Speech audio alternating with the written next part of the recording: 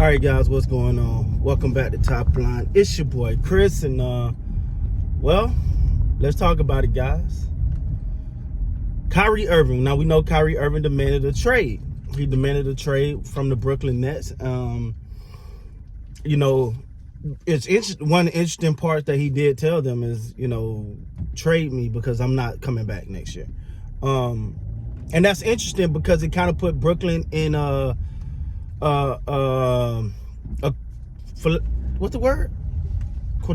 Conundrum. I'm working on my vocabulary, guys. A conundrum. I hope I said. I don't think I did. Anyway, but it kind of put Brooklyn in a tight situation because, like, you can either get something for him, or you cannot get nothing for him and just let him walk out the door. Now, that's one part of it, and I think that kind of put Brooklyn in a tight squeeze.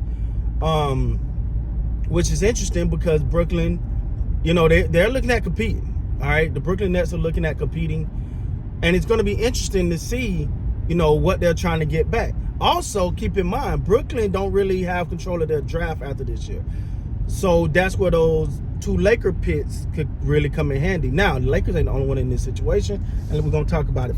Second of all, now it's been reported, according to Stephen A. Smith, and a couple other sources, that Kyrie pretty much say, I'll sit the rest of this year out. Okay, don't trade me. I'm not playing. So I'll sit the rest of this year out and be a free agent at the end of the year. Now, more people like, yeah, okay, you ain't gonna do that, blah, blah, blah, blah, blah. You ain't gonna do that.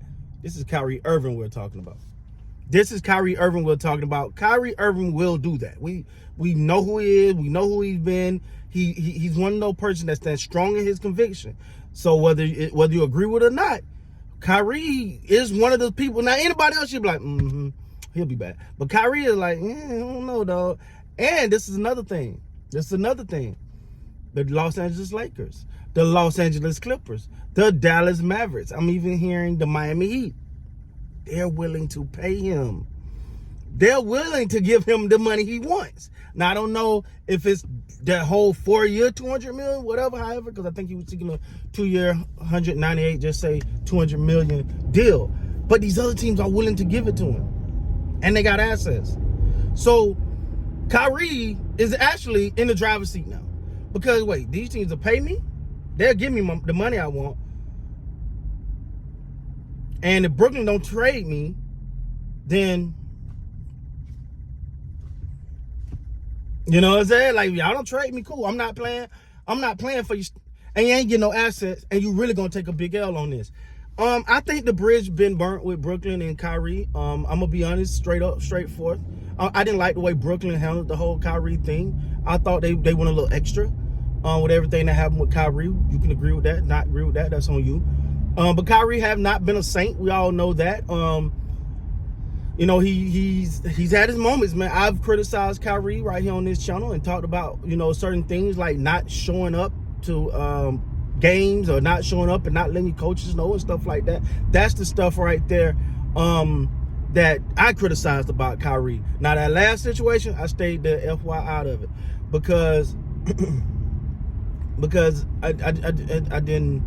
Yeah, that wasn't for me to speak on because my opinion on that wasn't probably one that should have been shared. Anyway, when it comes to Kyrie,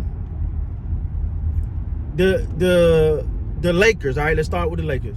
The Lakers pretty much they got to get off the Westbrook contract because just won't make financial sense.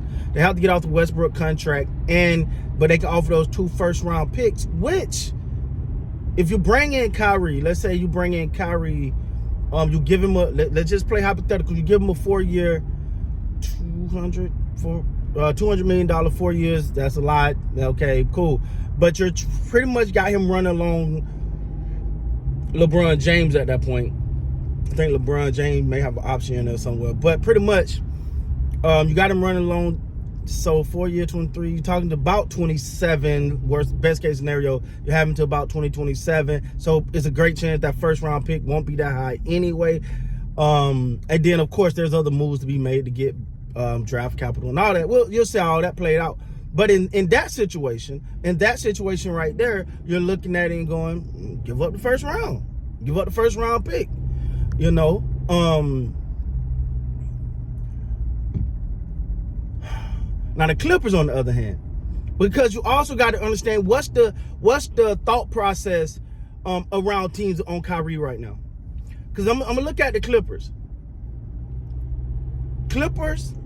I think Kyrie. I'm gonna be honest. Damn it, I'll be honest. I think the Clippers. I would have said, but I think they'll do really good with Kyrie. And I think managing his personality, because Ty Lue is a no nonsense type of guy. You know what I'm saying? It's gonna be straightforward. You ain't gonna be much bucking of the system over there. Now, how would Kyrie get along with Kawhi Leonard and Paul George and all that?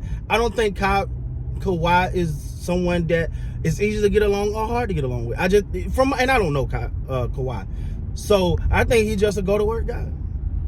The problem is, my only problem with the Clippers situation with it's probably the same situation with the Lakers, is health. Kawhi and Paul George are like this. You never know when they're gonna be in and out the lineup. But you got to say the same thing about Anthony Davis and what's your boy name? Anthony Davis and LeBron. Now LeBron is a little bit more healthy than Anthony Davis, but he is year 20 plus when this happened. So you got that whole dynamic playing there. But far as fit, I think it'll fit, because I don't think Paul George is one of those guys that, like, I need the ball now type of guys. I got to have the ball in my hand type of guys. I don't think. And neither is Kawhi. I think him and Kawhi make a hell of a clutch unit. I'm not gonna lie.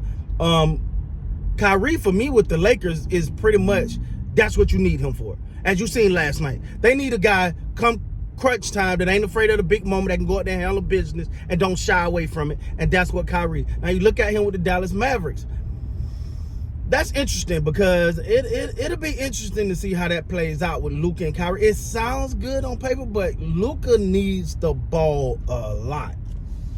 So it'd be hard to really see them two working on the court together.